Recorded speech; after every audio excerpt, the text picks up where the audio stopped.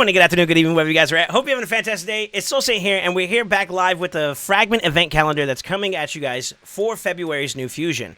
White Queen Ankora is going to have a good lineup, and to be honest with you, I'm a little interested to show you guys some new stuff that's going to be coming with this event. We have a Hero's Path, which we'll talk about as we get to it, but for the most part, I wanted to do a breakdown of a frugal route, so basically trying to be resource management heavy when it comes to using your energy as well as other additional resources. We'll try to give you a little bit of a breakdown as to what you can expect or some ideas that maybe can incentivize you maybe saving some more down the road, okay? So, with that being said, Thursday, February 8th, which is the time of this recording, we have the Fire Night Tournament active as well as Classic Arena Takedown 1. There are no other overlapping events or tournaments associated to these two, so they're kind of independent of themselves up until Friday, where Fire Night can overlap with Dungeon Divers event number 1. So, word to the wise would be that you would passively farm Fire Night, maybe not overly aggressive, but enough to a point where you make a little bit of progression. And then in Dungeon Divers Event 1, when that starts, that's when you full send and finish out Fire Night Tournament. Classic Arena pretty much will be like what I would consider a primary focus for me on Thursday. Try to get most of that done through Thursday, early Friday, and then I could just prioritize DD and Fire Night additionally with that Summon Rush as well. So Summon Rush is what you use, not what you get. The better your shard value, if you're looking at it from a tier, you have your Ancients, your Voids, and then, of course, your Primals, and, of course, Sacreds giving you the most value. So if you're a little bit on the bottom heavy side where you have, like, the Sacreds, this should be a no-brainer. It's pretty easy to do. Now, with that being said, we do have a Champ Training event coming up also, in addition to the ongoing Dungeon Divers event and Summon Rush, where you'll be able to participate in a Champ Training tournament, as well as an Artifact Enhancement tournament. So, I view Artifact Enhancement pretty much on its own, as its own isolated thing. You can kind of prep for it in advance by having silver basically stockpiled, maybe some pieces enchanted up to like 14, 15 to bring them up to 16, save you a little bit of resources there to get the extra big pack for punch, for points, and then you just kind of keep it moving.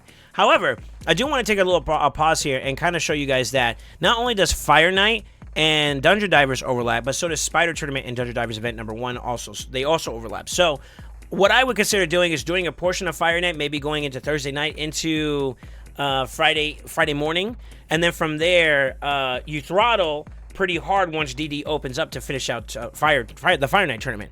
From there, I would take a pause, make sure Classic Arena is done, and then also maybe get your summonings out of the way, and with that, start processing some food that you get from your summoning shards with Champ Training into the Champ Training and pretty much for Dungeon Divers once it comes up. So Dungeon Divers is going to be where you could kind of jump back into it with Spider the next following day, which is going to be on Sunday. I would definitely recommend that, like, if you keep a good, decent pace, you'll make progress in Dungeon Divers doing a little bit of Fire Night, a little bit of Champ Training, and then, of course, a little bit of Spider Tournament. As long as you're on top of it during that period, once Spider Tournament, that's your catch-all period, I would make sure that you finish it off by the time Spider Tournament gets into day 2, or basically towards the end of day 2. You want to have it done because the Dungeon Diver event will end at that point. Artifact Enhancement, like I said, you get that done on its own. Once you finish Dungeon Divers number 1, I would slow down the pacing on Tournament if you're not already finished. And just delay, maybe go back to Champ Training and finish off Champ Training a little bit so that you can kind of finish that side of the house of events and tournaments. But Tuesday or Monday in the halfway point, you'll see that Dungeon Divers 2 opens up, and that'll be a great opportunity for you to get some overlap with Spider Tournament, the remainder that you need, in addition to Dungeon Divers Event 2. Now, there is a bit of a break period in between that to when Dragon comes up, but I don't believe Dragon's going to overlap with Dungeon Divers Event number 2. So, at this point, once you're kind of done with Artifact Enhancement, Champ Training, and the likeness of it, Dungeon Divers 2 is kind of one of those things where I would say you would probably farm either miscellaneous things that you need for your account, or try to be as effective as you can with your resources and try to farm some key areas that are pretty good. You know what I mean? But with that being said, we do hit the big conundrum that is the Hero's Path event going on Thursday, February 15th. Believe it or not, we got confirmation being in the content creator channel. I was able to confirm it with some of the managers from Playroom side. They did officially announce that it is going to be a Champ Training and a Dungeon Diver associated type event. And that's kind of an interesting conundrum because we have Dragon Tournament, Champ Training, and DD. Basically all in two events. So Dragon Tournament and Hero's Path. What I would recommend is for those of you guys that have the capability of being able to use your Battle Khazar, your Theodore, or the likeness thereof, a dual composition maybe in the harder stages, to be able to farm food in addition to farming those dungeons, I would take this as an opportunity to do all 3 in one go. So this is a great triple dip. A great triple dip to get both points in both areas and get everything you're looking for. Now, I'm going to be honest with you. I think this is going to lean more towards the Champ Training side more so than the Dungeon Diver side of things. I could be wrong on that because the stretch of time is pretty long. So I do think that no matter what, you need to brace yourselves when you look at a calendar and you see a event or tournament have an extended duration going over the span of not 2, not 3, but 4+ days almost. If you do the math here, see 1 day, 2 day, 3 day, and then if you take the segments off the side, that's basically an additional day. That means the points are probably going to be a lot more steeper. So keep your eyes on that and be very, very careful with making sure you manage your resources and manage what your expectations are in terms of pacing accordingly. Of course, we kind of glanced over artifact enhancement number 2, another isolated event outside of using resources to enchant. So if you farm Fire Nade or Spider and you've got some new pieces you want to enchant, this would be a great time to do it. Word to the wise here. If you're looking at artifact enhancement, I hold a rule of a minimum, and this is just a minimum, 15 mil silver per AE event. And then also I will caution you that artifacts versus accessories, artifacts are cheaper. Try to make sure you're a little bit more careful with how you spend your silver, especially if you're kind of tight on the silver at the moment. Especially with all the events and stuff that we got going on right now, we're probably due for a free cost removal event maybe. I'm not saying that there is, but there's a likelihood that there could be. And as such, you may do some rebuilds and it may require some silver. So maybe doing it at an appropriate period in between these times could be very additional. Like it could be contributing to a goal while you're also doing something else in focus. So just be careful with your silver. You got 3 events. I'd say maybe try to get yourself closer to like 45+ mil. And then, of course, make sure you're being frugal with your resources. Maybe get the 16s done first and avoid accessories because they can be a lot more costly for some reason, all right? Now, with that being said, Friday, we also have a Champion Chase tournament. So this is the inverse of a Summer Rush where you're going to have what you get matters. This will be a great opportunity to consider. Now, these are the options. You can either use your Mercy that you may have accumulated over some of the other Shard Pool events you've been trying to go for, and you didn't get any yellow or red for that matter if you're going for Mythics. This could be a great time to try to maybe consider popping into that if there's additional progressive events or things that are associated to it. But I think for the most part, maybe even using like fusion champions that have like that basically that guaranteed Lego that you have stockpile could be a great resource to kind of get this done and over with.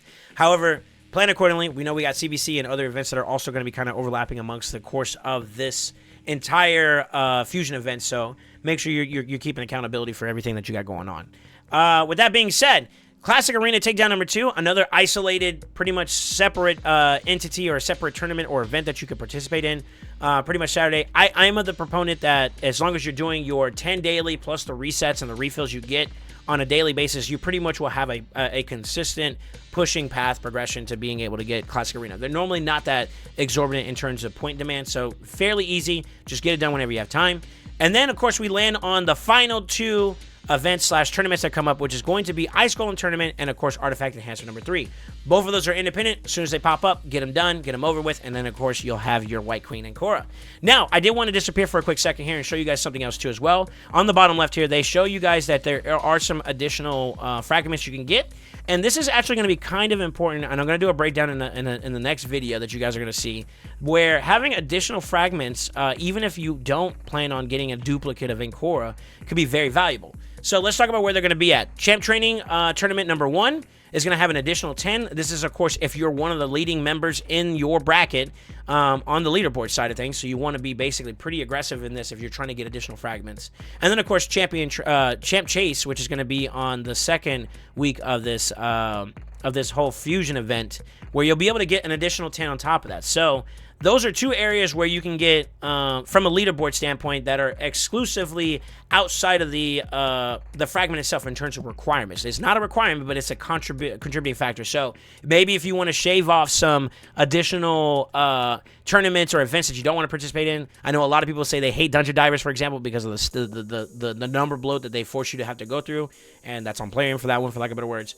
But there are at least 10 more points that we have not talked about because the total amount you can get is 130, right? We're accounted for 20 in total from the leaderboards, and there may be another 10 somewhere. So my hypothetical is going to be this. Summer Rush, there's going to be fragmented sections where you can get maybe 5, 10, and then maybe another 5, somewhere around those lines because there's 15 in total. Additionally, there's also the Heroes Path where you may have some segmented fragments as well you can get there. So those are 2 key places I would say that you may want to keep your eyes out for. And then, of course, Champion Chase could also be fragmented where you only need to go for a little bit and not all of it. So just make sure you're aware as the tournaments come up and prepare yourself in the event that you want to go a little heavy on one, maybe forgo the other.